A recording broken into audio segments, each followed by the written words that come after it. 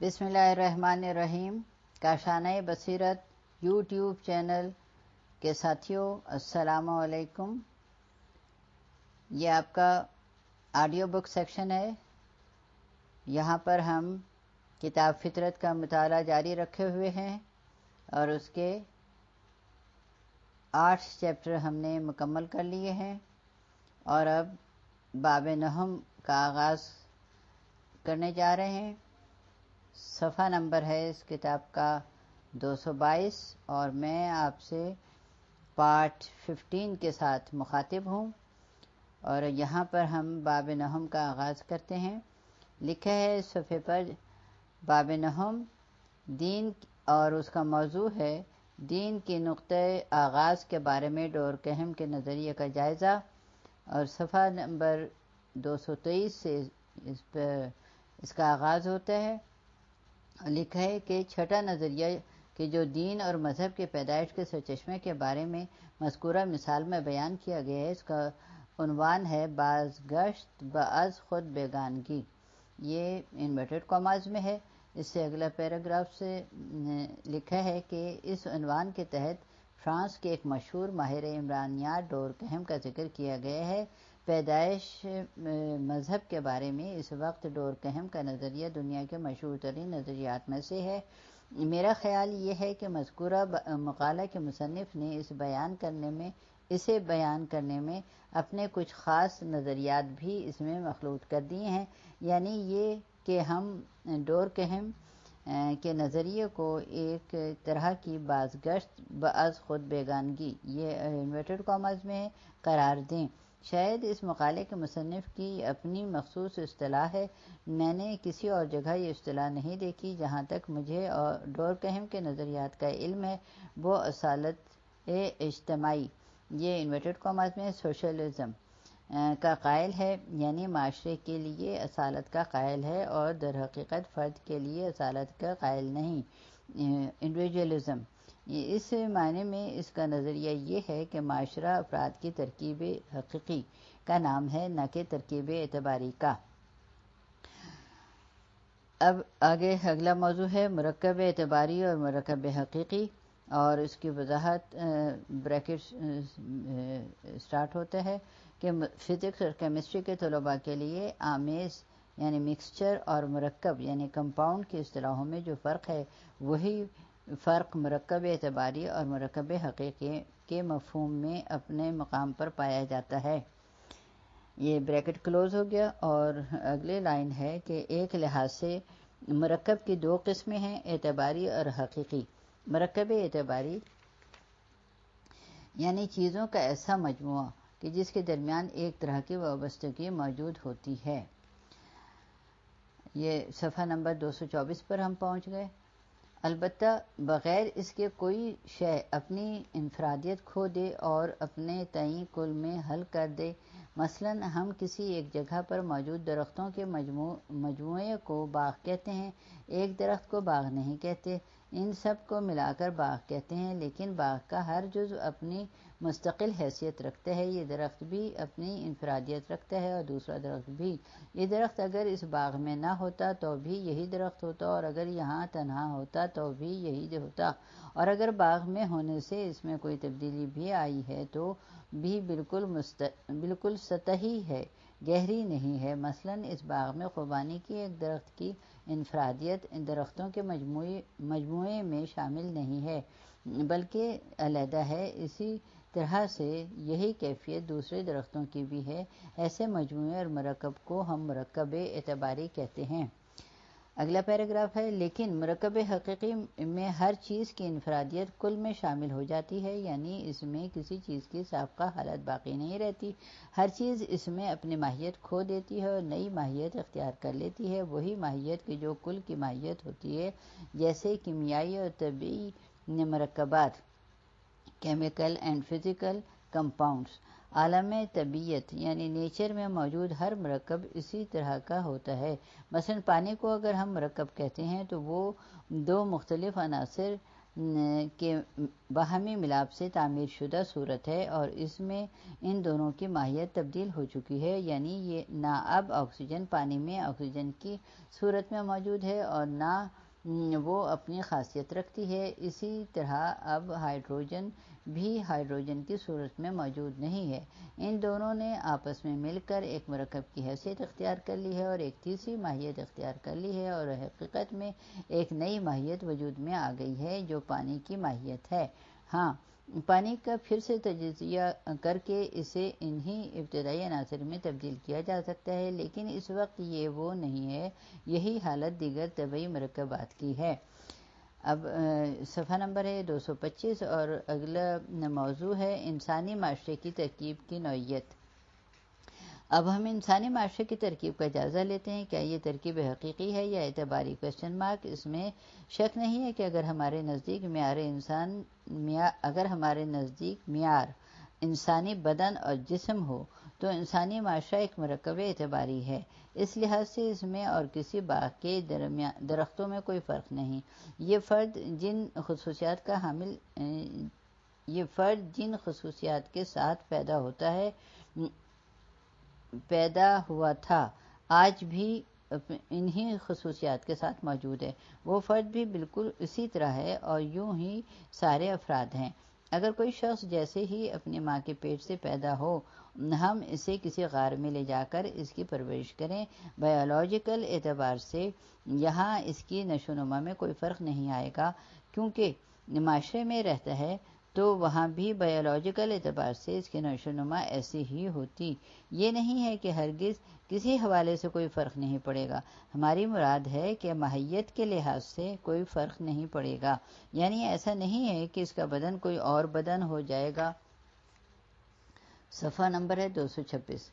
لیکن حیوانات کے برخلاف انسان کا ایک روحانی پہلو بھی ہے۔ حیوان کی خصوصیت اس کے بدن سے مربوط ہے اور اس کی نفسیاتی حیثیت بھی تقریباً اس کے بدن کی خصوصیت کی طرح ہے، یعنی وہ ان دوسروں کے زیر اثر نہیں ہوتا۔ نفسیاتی لحاظ سے اس کی جبلت میں جو چیز پائی جاتی ہے وہ دوسرے حیوانوں میں نہ ہو یا نہ ہو، اس سے اس حیوان کو کوئی فرق نہیں پڑتا، جبکہ انسان کا ایک معاشرتی پہلو بھی ہوتا ہے، یا اگر ہم اپنی زبان میں کہیں تو انسان ایک روحانی پہلو کا بھی حامل ہے، اور یہ وہ پہلو ہے جو اس کی شخصیت سے مربوط ہے، نہ کہ فرد سے۔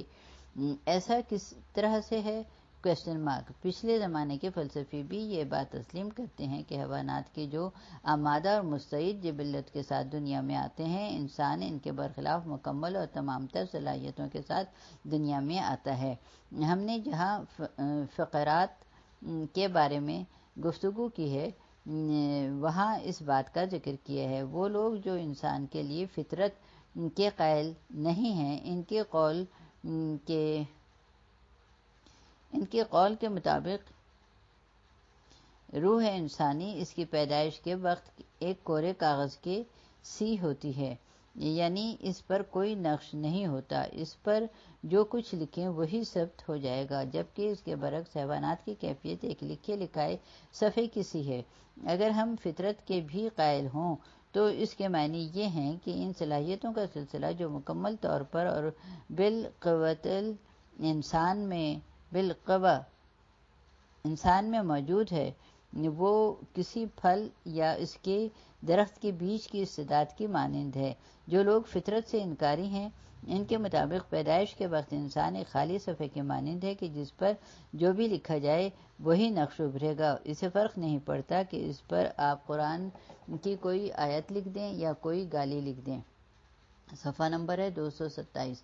جو لوگ فطرت کے قائل ہیں، ان کے مطابق انسان ایک بیج کی طرح ہے، اور جب وہ بیج ہوتا ہے تو عملاً وہ درخت نہیں ہے، پتا نہیں ہے، شاخ نہیں ہے، پھل نہیں ہے، لیکن یہ سب کچھ بننے کی صلاحیت اس کے ذات میں موجود ہے۔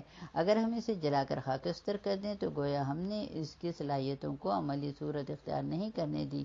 لہٰذا بات اتنی ہے کہ انسان ایک مکمل اور تمام تر صلاحیتوں اور توانائیوں سے بھرپور موجود ہے جسے معاشرہ سرگرمی بخشتا ہے، یعنی معاشرہ ہے کہ جو انسان کو روحانی شخصیت عطا کرتا ہے۔ انسان معاشرے سے زبان سیکھتا ہے، اس سے آداب، رسوم، افکار اور عقائد حاصل کرتا ہے۔ یہ معاشرہ ہے کہ جو اس کے ظرف روحانی کو پر کرتا ہے اور اس کی شخصیت کی تعمیر کرتا ہے۔ اس طرح وہ بھی اپنی باری پر دوسروں پر اثر انداز ہوتا ہے، اور وہ فقط ایک مستقل اور اثر پذیر وجود نہیں ہے بلکہ تاثیر بخش ہے اور فعال بھی ہے، یعنی ایک ہاتھ سے لیتا ہے اور دوسرے ہاتھ سے دیتا ہے۔ ایک فرد کے لحاظ سے متعلم و طالب علم، اور دوسرے کے اعتبار سے معلم اور استاد ہے، بلکہ جب وہ معلم ہوتا ہے تو اس وقت وہ استاد بھی ہوتا ہے اور شاگرد بھی، سکھا بھی رہا ہوتا ہے اور سیکھ بھی رہا ہوتا ہے۔ یہ شخص اپنی فکر سے، اپنی روحانی خصوصیتوں سے، اور پھر بریکٹ میں ہے کہ اور جو کچھ اس نے سیکھا ہوتا ہے بریکٹ کلوز، یا اپنی تخلیقی مہارت سے اسے سکھاتا ہے اور اس سے سیکھتا ہے، یعنی انسان ایک دوسرے پر اثر انداز ہوتے ہیں۔ معاشرے کے افراد نفسیاتی، روحانی اور ثقافتی لحاظ سے پانی کو تشکیل دینے والے عناصر کے مانند ہیں، یعنی ایک دوسرے پر اثر انداز ہوتے ہیں، بالکل اسی طرح جیسے آکسیجن اور ہائیڈروجن ایک دوسرے سے مل کر ایک نئی ترکیب اختیار کر لیتی ہے، ایک دوسرے پر اثر انداز ہوتی ہے۔ افراد کے ایک مجموعے کے باہم میل ملاپ سے ایک دوسرے پر اثر انداز ہونے سے ایک مرکب حقیقی وجود میں آتا ہے کہ جسے قوم یا ملت کہتے ہیں۔ صفحہ نمبر ہے 228۔ لہذا ثقافتی اعتبار سے انسان کے دو خود یعنی سیلف ہیں، ایک انفرادی اور دوسرا اجتماعی۔ پانی میں ہائیڈروجن اور آکسیجن بھی ایک خاص حد تک ایک دوسرے سے امتیاز رکھتی ہیں، ایک دوسری حد کے لحاظ سے، اور ایک سطح پر دونوں پانی ہیں، اور پانی ہونے میں انہوں نے آپس میں وحدت یعنی یکتائی انورٹڈ کاماز میں ہے پیدا کر لی ہے۔ اگر وہ اپنے میں یعنی انورٹڈ کاماز میں ہے کہ کا احساس کرتی تو ہر کوئی اپنے آپ میں یہ محسوس کرتی کہ میں پانی ہوں۔ پانی کو جو آکسیجن اور ہائیڈروجن کی مشترک میں ہے، اس اعتبار سے ہر فرد میں دو میں موجود ہیں، ایک انفرادی اور دوسرے اجتماعی یا سماجی۔ اگلا موضوع ہے دین کی پیدائش کا سرچشمہ ڈورکہم کی نظر میں، اور صفحہ نمبر ہے یہ 228، اس کا یہ دوسرا پیراگراف شروع ہو رہا ہے۔ ایک اصول ڈورکہم کی باتوں میں موجود ہے، اگرچہ جس انداز سے میں نے بات بیان کی ہے ان حضرات کی کتابوں میں اس طرز پر نہیں ہے، ہم نے اپنی مشرقی اصطلاحات کے قالب میں بیان کی ہے، لیکن بات یہی ہے کہ ڈورکہم کے کلام سے مجموعی طور پر جو بات کھلتی ہے وہ یہی ہے کہ اس کا انحصار اسی بات پر ہے، لیکن ڈورکہم ان لوگوں میں سے ہے کہ جنہوں نے کچھ اور مسائل کی روح سے اس نظریے کا اظہار کیا ہے۔ بات دراصل یہ ہے کہ اس نے اور اس سے پہلے ماہرین نے جو گزشتہ ابتدائی قبائل کا مطالعہ کیا، اور وہ قبائل کی جو بالکل ابتدائی تھے، ویسے ہی قبائل کے جن کے بارے میں کہا جاتا ہے کہ ان جیسے قبائل ہمارے زمانے میں 18ویں صدی تک موجود رہے ہیں اور شاید اب بھی موجود ہوں، یعنی انہوں نے بذوم خود جو ابتدائی انسانوں کے ادیان کا مطالعہ کیا، ان کے مطابق آپ ان کی کتابوں میں دیکھیے کہ وہ لکھتے ہیں کہ اس بات کا اعتقاد رکھتے ہیں کہ انسان کی ابتدائی ترین حالات میں بھی ایک طرح کی عبادت موجود رہی ہے، مظاہر طبیعت یعنی نیچر کی پرستش، البتہ انہیں ایک طرح کا تقدس دینے کے ساتھ۔ مثلاً کہتے ہیں کہ بعض غاروں میں ایسے آثار، مثلاً ایسے پتھر ہیں اور سجدہ گاہوں اور تسبیحوں کی مانند چیزیں، جس سے ظاہر ہوتا ہے کہ ابتدائی انسان ان کے لیے ایک طرح کے تقدس کا قائل رہا ہے، انہیں چومتا تھا اور ان کے لیے غیر معمولی احترام کا قائل تھا۔ اس سلسلے میں کہ کیا کوئی دو طرح کا مذہب تھا یا ایک ہی طرح کا اس میں اختلاف ہے۔ بعض کہتے ہیں کہ ایک ہی چیز ہے اور بعض کہتے ہیں کہ دو چیزیں ہیں۔ ایک اور بات جو انہوں نے ابتدائی اقوام کے بارے میں کہی ہے وہ یہ انورٹڈ کاماز میں ہے ٹوٹم تے واو تے میم ٹوٹم اور ٹوٹم پرستی ٹوٹمزم ہے۔ ان کا نظریہ یہ ہے کہ گزشتہ ابتدائی اقوام اور بعض ہمارے زمانے کے نزدیک کی اقوام بھی ایک طرح کے حیوان کی پوجا کرتی رہی ہیں، کیونکہ ان کا ایک اعتقاد یہ تھا کہ وہ خود اور یہ حیوان ایک ہی نسل سے ہیں۔ حیوان سے انسان کے وجود میں آنے کا عقیدہ کہ جس کی سائنسی صورت ڈارونزم ہے کہ غیر سائنسی صورت پہلی قوموں میں رہی ہے۔ مثلاً کسی قوم نے سمجھا کہ وہ گائے کی اولاد یا نسل ہے، لہٰذا ان کا نظریہ یہ ہے کہ گائے پرستی کا سرچشمہ اور ہندوستان میں گائے کا تقدس اسی وجہ سے ہے کہ بہت قدیم ہندی اقوام کا ٹوٹم گائے ہے۔ اور یہ صفحہ نمبر ہے 230۔ البتہ اس میں بعد ازاں تبدیلی پیدا ہوئی اور وہ افکار ختم ہو گئے، لیکن گائے کا تقدس باقی ہے۔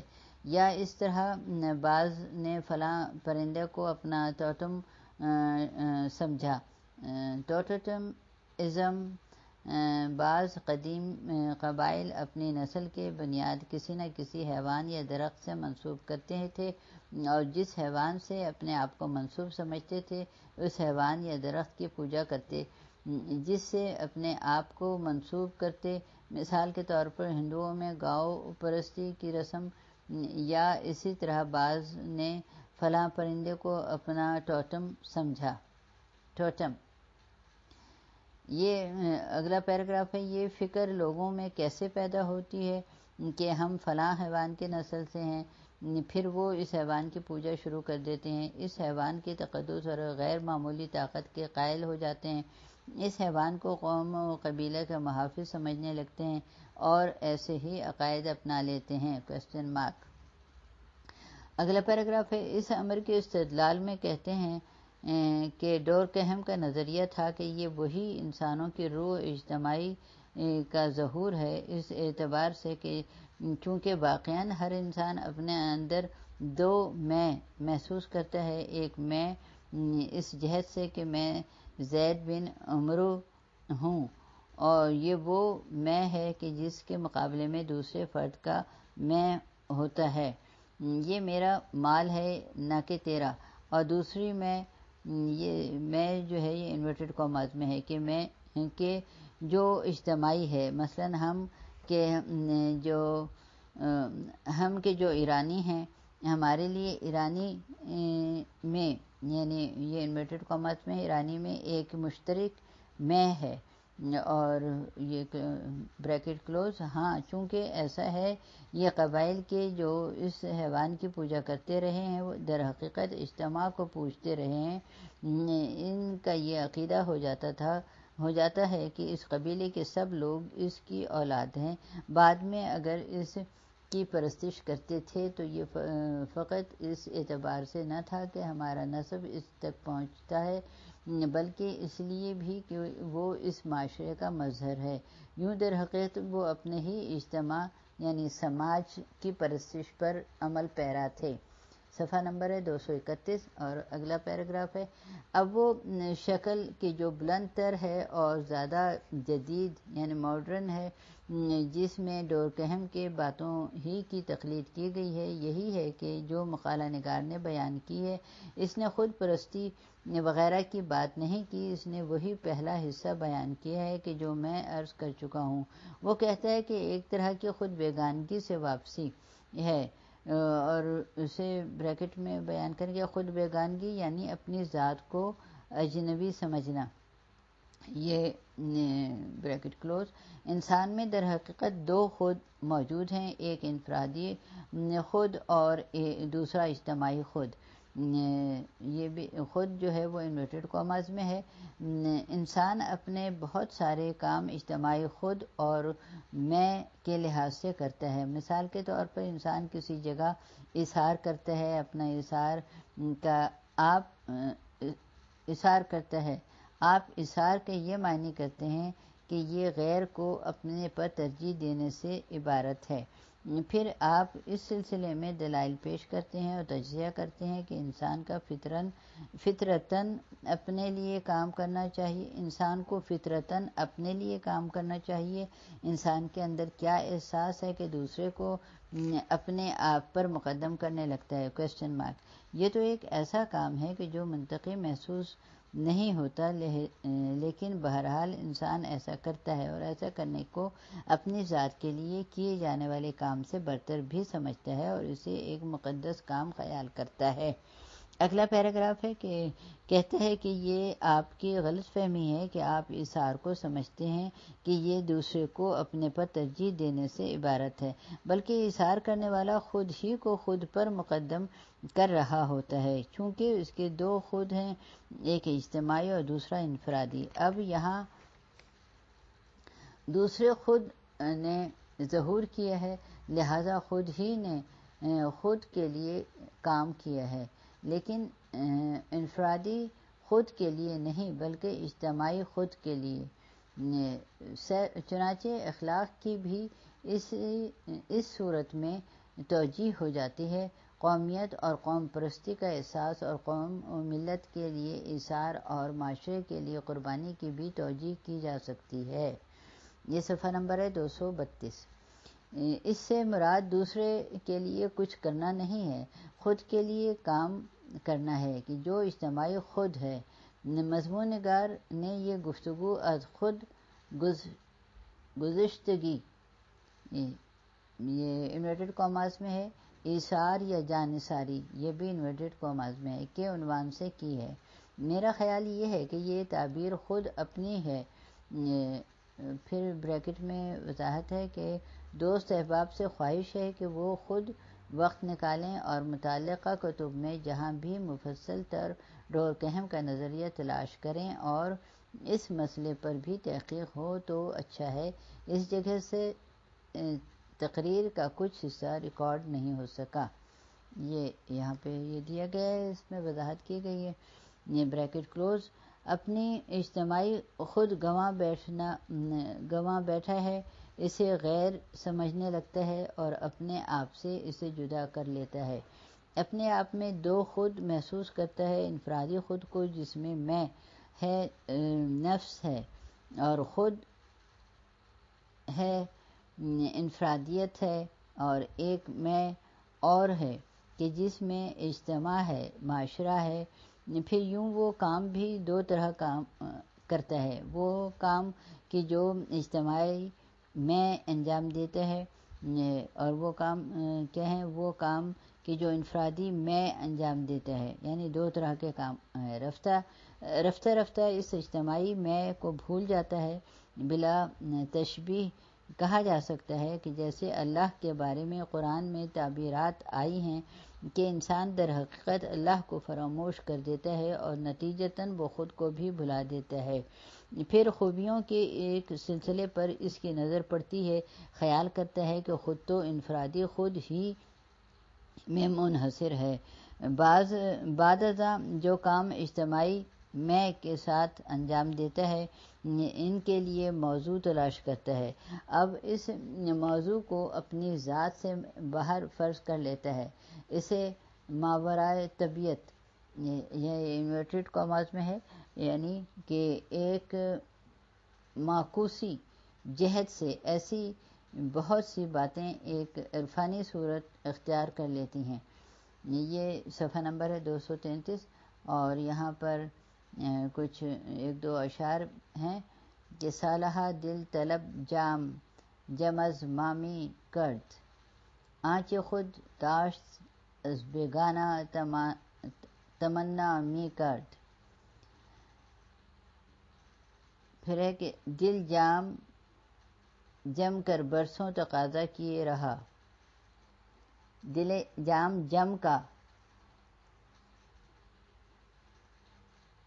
برسوں تقاضا کیے رہا، خود پاس تھا جو اس کی تمنا کیے رہا۔ اگلا پیراگراف ہے، یہ بھی کہتا ہے کہ جناب یہ وہی آپ کی خود ہے، وہی آپ کی اجتماعی خود ہے، ہاں البتہ آپ اسے کھو بیٹھتے ہیں، کیونکہ آپ اسے کھو بیٹھتے ہیں اس لیے اب اسے اپنے غیر میں اور اپنے آپ سے باہر تلاش کر رہے ہیں، اور یہ ہے از خود بیگانگی۔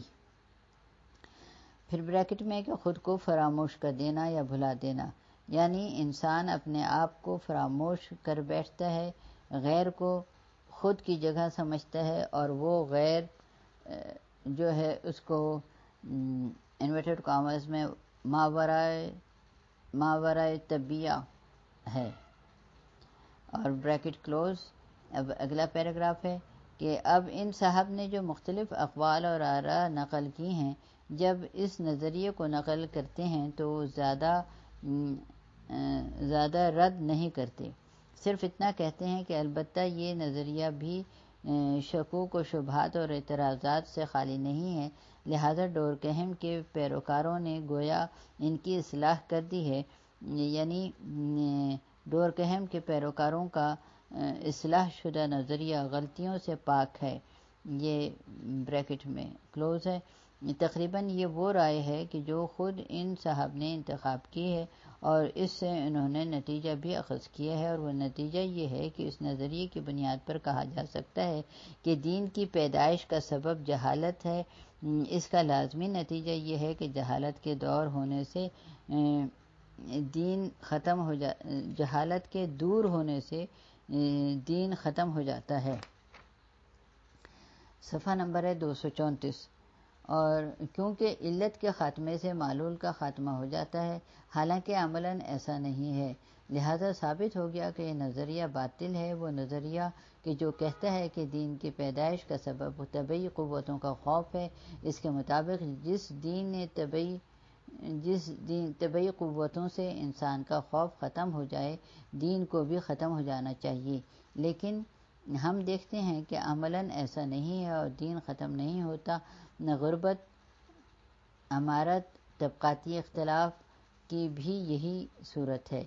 ہم دیکھتے ہیں کہ جہاں بھی طبقات ختم ہو گئے ہیں، مساوات قائم ہو گئی ہے، وہاں بھی دین ختم نہیں ہوتا۔ ایسے ممالک میں بھی یہ معرکہ اب بھی موجود ہے، جبکہ ان ممالک میں جہاں نام نہاد مساوات قائم ہو گئی ہے، پھر بھی وہ پریشان ہیں کہ دین کے خلاف پیکار کیسے کی جائے۔ یہ کویسچن مارک۔ پھر بھی آپ دیکھ رہے ہیں کہ روز بروز جوانوں کا دین کی طرف رجحان اور زیادہ ہوتا جا رہا ہے، یہاں تک خود روسیوں کے بقول روس میں بھی، لیکن اگر اس نظریے کو منتخب کریں تو ایسا نہیں ہے۔ یہ ایک ایسا اصول ہے جو ہمیشہ انسان کے ساتھ ہے، مذہب کی بنیاد یہی ہے، اور اسی دلیل کی بنا پر یہ انسانی معاشرے سے ختم نہیں ہوگا، لہذا یہ وہ واحد نظریہ ہے کہ جو مذہب کے لیے کسی ماورائی و الہی بنیاد کا قائل نہیں، اور اس کے باوجود اس امر کا اعتراف کرتا ہے کہ مذہب ختم ہونے والی چیز نہیں، ایسی بات کی جاتی ہے، اور یہ بھی ایک بے بنیاد بات ہے۔ تو یہاں پہ ہم اپنے اس آڈیو کا اختتام کرتے ہیں، اور انشاءاللہ اگلے آڈیو کے ساتھ ملاقات ہوگی۔ اللہ حافظ۔